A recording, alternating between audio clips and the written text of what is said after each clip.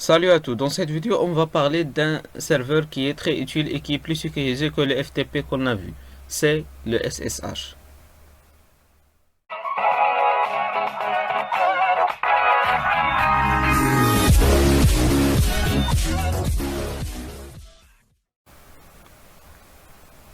Et comme d'habitude on va passer les trois étapes, l'installation et la configuration du serveur SSH et enfin on va tester ce qu'on a fait et on va tester notre serveur. Au début on va aller vers activité et le terminal. On va travailler tout le temps dans le terminal. On va taper terminal dans la barre de recherche. Alors, on va commencer l'installation de notre service, mais avant tout, il faut connaître c'est quoi le SSH. Le SSH, c'est un serveur utilisé pour un seul but. C'est donner l'accès euh, aux fichiers et aux dossiers à l'utilisateur à distance. Ces dossiers, il peut être dans une machine qui est loin de l'utilisateur. Euh, il peut accéder à ces fichiers en utilisant une fenêtre comme la ligne de commande. Et tout ça, il passe avec une sécurisation. On a vu dans la vidéo dernière le FTP, le serveur FTP, mais il n'est pas sécurisé comme le SSH.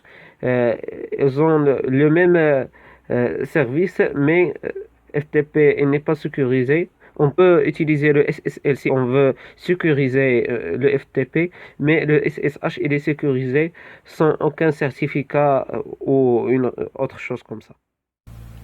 Donc, premièrement, on va voir si le serveur il est installé sur notre machine ou non. Par défaut, il est installé, mais on va voir. Avec la commande, si il n'est pas installé,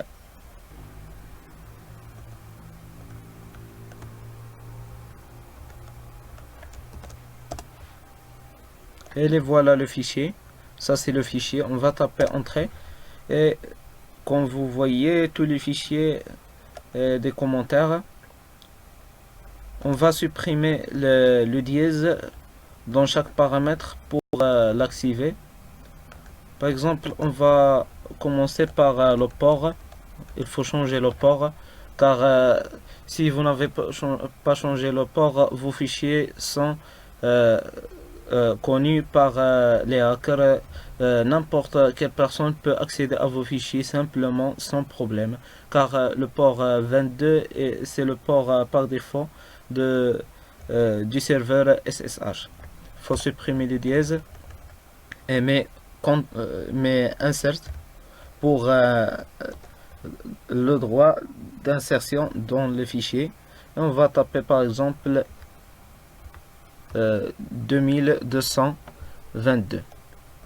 C'est le port dans notre serveur. On va ici taper l'adresse IP de notre serveur.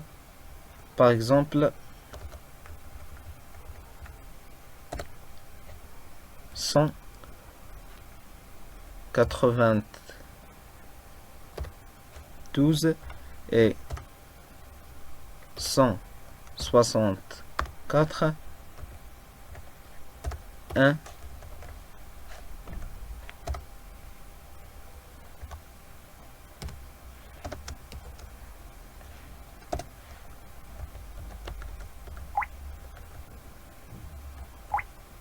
et 154 par exemple.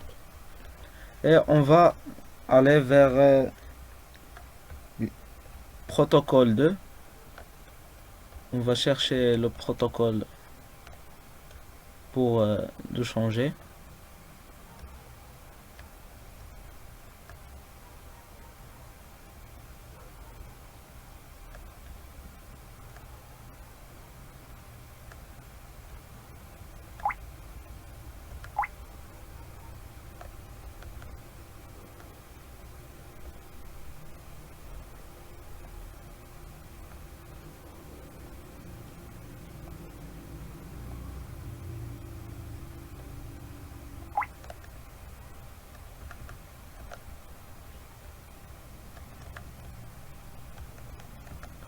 Donc on va aller vers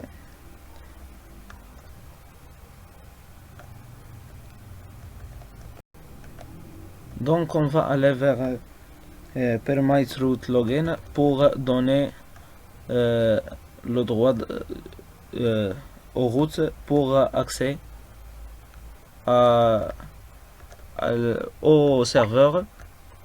Permit root login, il est activé.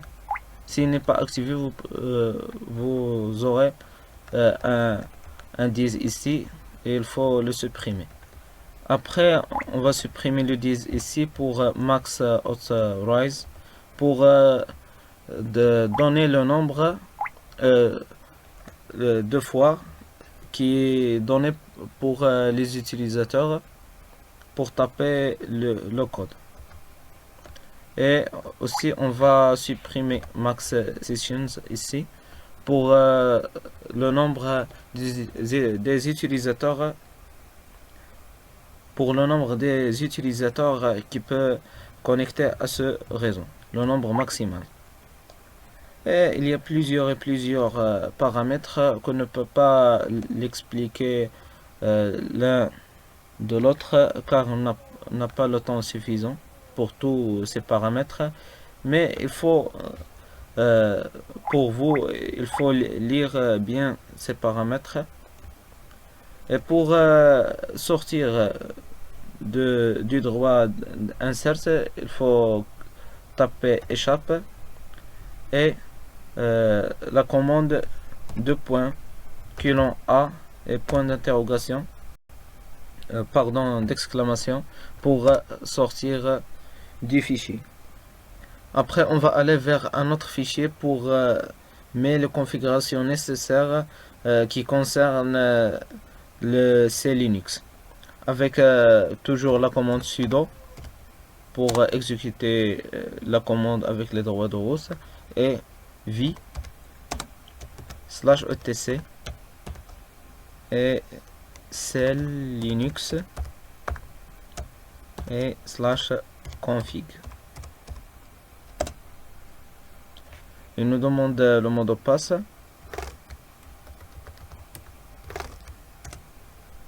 Et voilà, ça c'est le fichier. On va supprimer. On va tout d'abord taper insert pour le droit d'insertion et supprimer unforeseen par enabled.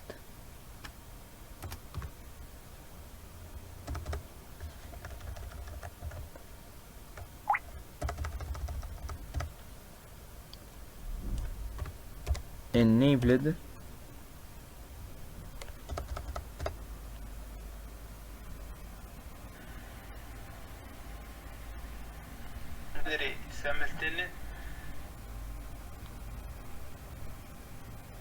Et on va taper disabled pour donner à l'utilisateur le droit d'accès à Telnet, car C Linux il joue le rôle d'un pare-feu. Donc انا سي لينكس هو كيلعب الدور ديال البارفو واحد البارفو سي لينكس. On va désactiver l'insertion avec échappe et taper la commande :A pour. Après on va taper la commande setting force 0 avec les droits de route.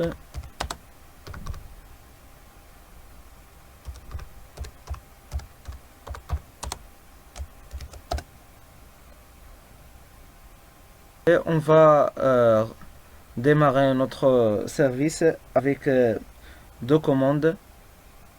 Vous avez le choix de taper une des deux commandes. On a service sshd start, ou vous pouvez taper system control start sshd. Il nous demande le mot de passe.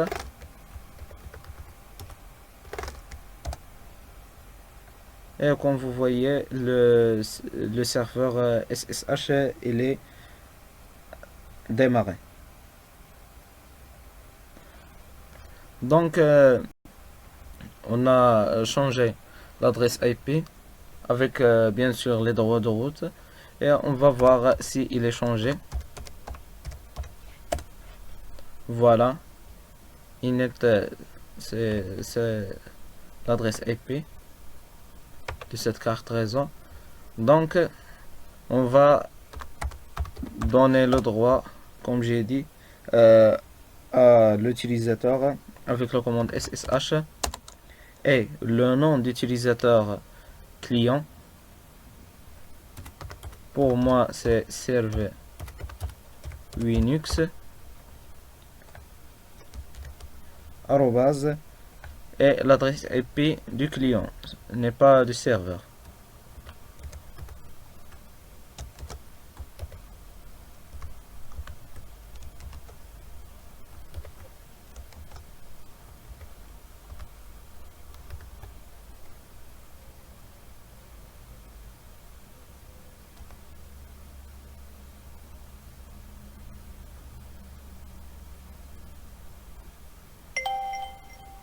Donc la connexion elle est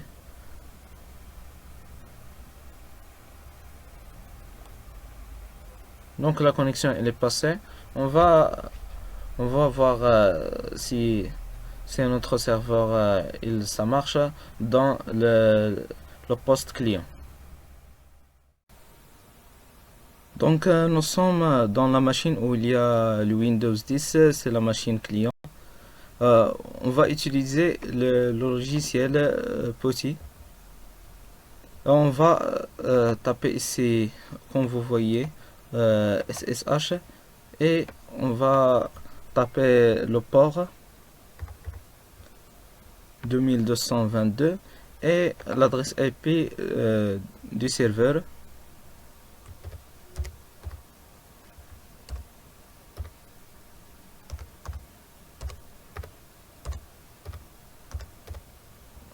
Et on va cliquer sur Open et une fenêtre s'affiche comme les lignes de commande et vous pouvez dans cette fenêtre accéder à tous les fichiers qui se trouvent dans le serveur et qui se trouvent dans la machine où il y a Fedora. Donc, je souhaite que vous avez bien compris ce qu'on a expliqué dans cette vidéo.